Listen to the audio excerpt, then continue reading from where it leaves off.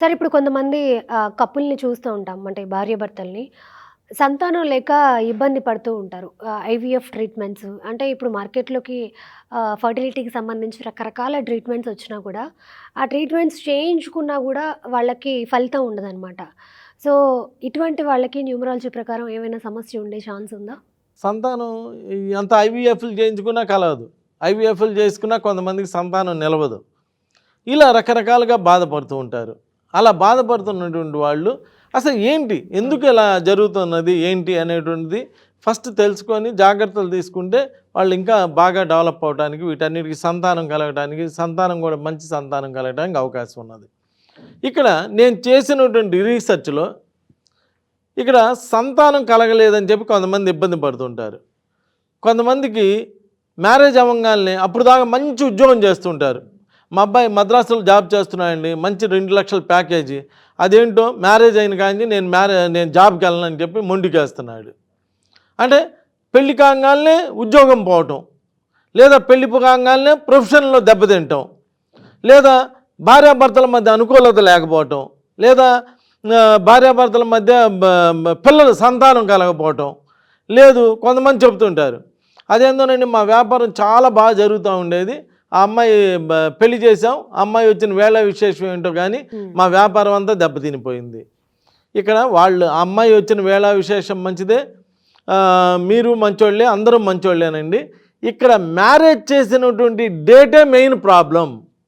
అదేంటంటే మేము పంతులు గారిని అడిగే చేసామండి, ఆ పంతులు గారు ఇక్కడ ఈ 100 ఈయన ముహూర్తం పెడతాడు, ఆయన ద్వారానే పెట్టాము, మంచి ముహూర్తమే పెట్టాను అన్నాడు, ఆ ముహూర్తానికే చేసాం.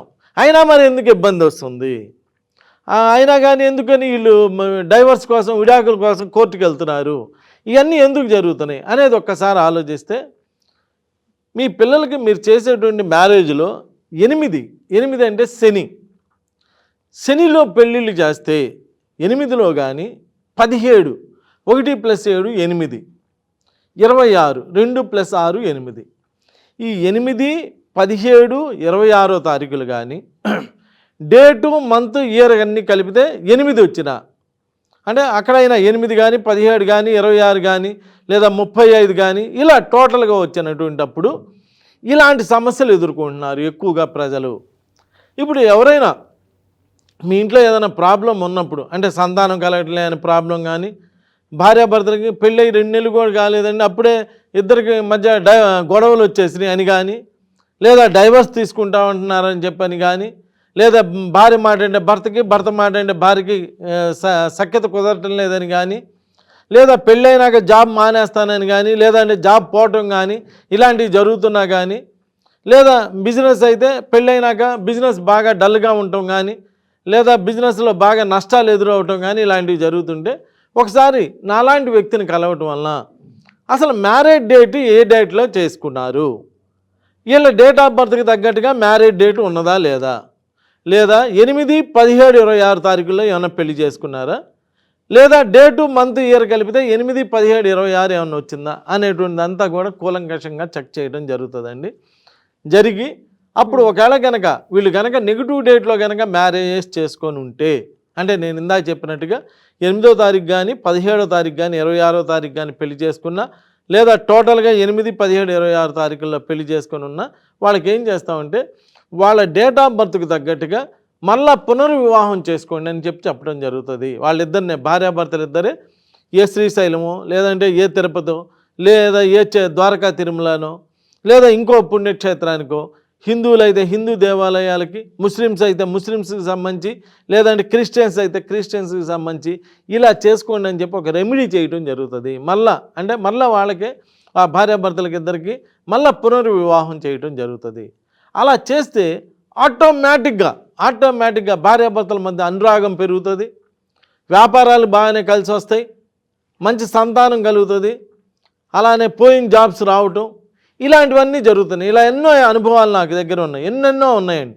చాలామంది నిన్నే ఒక అతను వచ్చాడు, ఏమండి నాకు 2017లో మ్యారేజ్ అయింది, సంతానం లేదని చెప్పి నేను ఇబ్బంది పడుతూ, ఫస్ట్లో నేను మ్యారేజ్ అవ్వటం లేదని చెప్పి ఇబ్బంది పడుతూ మిమ్మల్ని కలిస్తే మీరు రెమెడీ చేయగానే నాకు పెళ్ళి అయిపోయిందండి.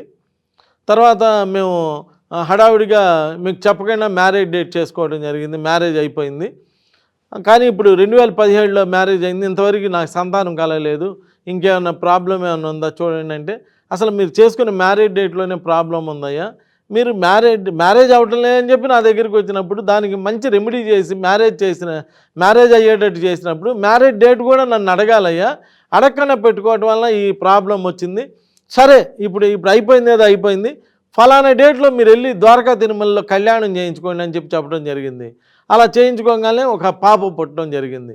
ఆ పాపకి కూడా నా దగ్గర పేరు పెట్టుకోవటం ఇలాంటివి జరుగుతున్నాయి.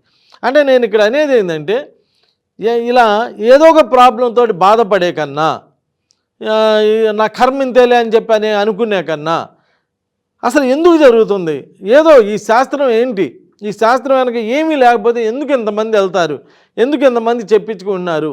సో ఒకసారి మనం కూడా కనుక్కుంటే ఆ ప్రాబ్లం ఏమైనా ఉంటే మనం కూడా సాల్వ్ చేసుకుంటే మన లైఫ్ కూడా చాలా చక్కగా బాగా ఉంటుంది కదా అని చెప్పి జాగ్రత్తలు తీసుకోండి.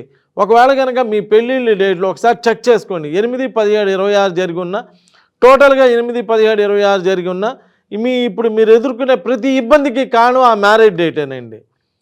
ఆ మ్యారేజ్ డేట్ వల్ల పిల్లలు కూడా అదే డేట్లో పుడతారు, అలానే మళ్ళీ పిల్లలకి అదే ప్రాబ్లం అవుతుంది, ఇలా జరుగుతూ ఉంది. సో ఒక్కసారి వచ్చి కనుక్కొని ఒక్కసారి కలిసి దానికి తగ్గ చక్కటి రెమెడీ చేయించుకోండి. అక్కడి నుంచి మీ లైఫ్లో మార్పులు వచ్చేస్తాయి ఆటోమేటిక్గా. పోయిద్ది, ఫీజే పోయిద్దండి, కానీ మీ లైఫ్లో మార్పు వస్తే, చక్కటి లైఫ్ వస్తే, మంచి జాబ్ వస్తే 50,000, 60,000, ₹1,00,000 జీతాలు వస్తున్నాయి. ఈ ఫీజు ఎంతలో ఉండేయండి, ఏ మూల కబురు ఆలోచించుకొని మీరు చక్కటి రెమెడీస్ చేయించుకున్నారంటే మీకు పిల్లలు బాగుంటారు, మీ లైఫ్ బాగుంటుంది, అన్నీ బాగుంటాయి. ఏమీ లేకపోతే ఈ శాస్త్రం అనేది నిలవదండి. ఏదో దీనిలో ఒక మంచి ఉండటం వల్ల ఇంతమంది చెప్పించుకొని ఇంతమంది మేలు పొందడం జరుగుతుంది. కాబట్టి మీ మ్యారేజ్ డేట్లో ఏమైనా ఇబ్బందులు ఉన్నాయో ఒకసారి చెక్ చేసుకొని నన్ను కలవండి. ఒక మంచి రెమెడీ చేసి మీకు అన్నీ కూడా లైఫ్ అంతా బాగా అనుభవించేటట్టు చేయటం జరుగుతుంది. నమస్కారం. Thank you sir, thank you so much.